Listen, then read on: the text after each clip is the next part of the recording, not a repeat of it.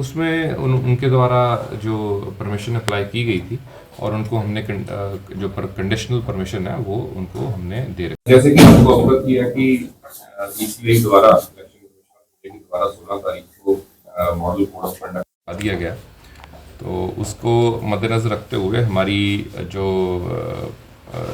जो भी गाइडलाइंस हैं ईसीआई की, उसके रिगार्डिंग पुख्ता security arrangements, free fair transparent elections को करवाने के लिए अम्बाला पुलिस द्वारा किए जा रहे हैं।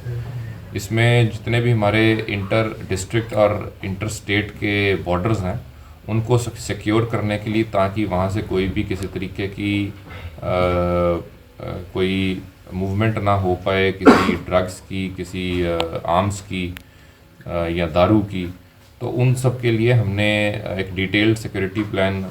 बना लिया है और इसके संदर्भ में हमारी जो आस पड़ोस के और राज्य हैं और ज़िले हैं उनके साथ भी हमारी डेली बेसिस के ऊपर कोऑर्डिनेशन चल रही है। और जो हमारे ज़िले के अंदर भी हम अलग अलग नाकाज एंड पेट्रोलिंग पार्टीज़ जो हैं वो अपनी सेटअप कर रहे हैं, ताकि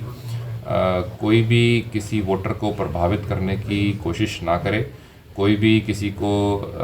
कोई पैसे के बलबूते के ऊपर या फिर मसल पावर के बलबूते के ऊपर या किसी नशा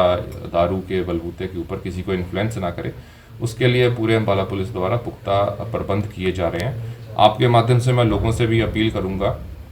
कि अपने अपने एरियाज़ के अंदर शांति बनाए रखें,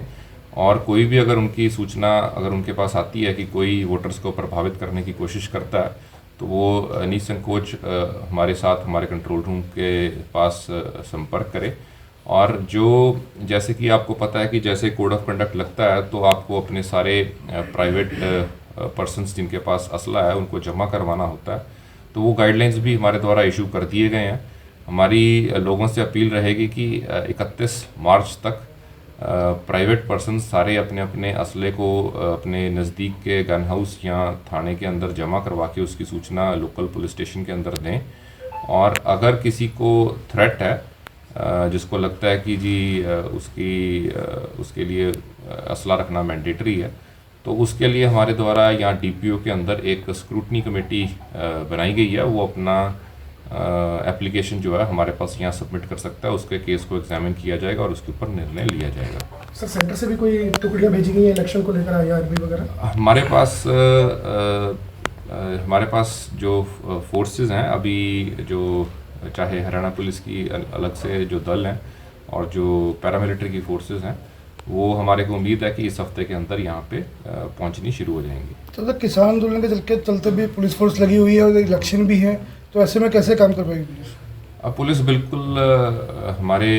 पर्याप्त मात्रा में हमने सिक्योरिटी अरेंजमेंट्स किए हैं और मुझे बिल्कुल कोई इशू लगता नहीं है कि इसके अंदर कोई भी किसी तरीके का भी हमारे को प्रॉब्लम आएगी। सर, किसानों ने आने वाले दिनों में मोहड़ा में एक बड़ा प्रोग्राम करने की कॉल दी है, अस्थि कलश यात्रा निकाल रहे हैं, वो हरियाणा में एंटर होंगे, तो क्या कुछ उसके रोका जाएगा? हमारे पास अभी कोई उनके द्वारा महापंचायत के रिगार्डिंग परमिशन हमारे से नहीं ली गई, तो अगर कोई ऐसी कोई प्रोग्राम वो करना चाहते हैं तो विधि पूर्वक अपनी परमिशन के लिए अप्लाई करें और उसका फिर उसको पूरा एग्जामिन करके उस केस को उसके ऊपर डिसीजन लिया जाएगा।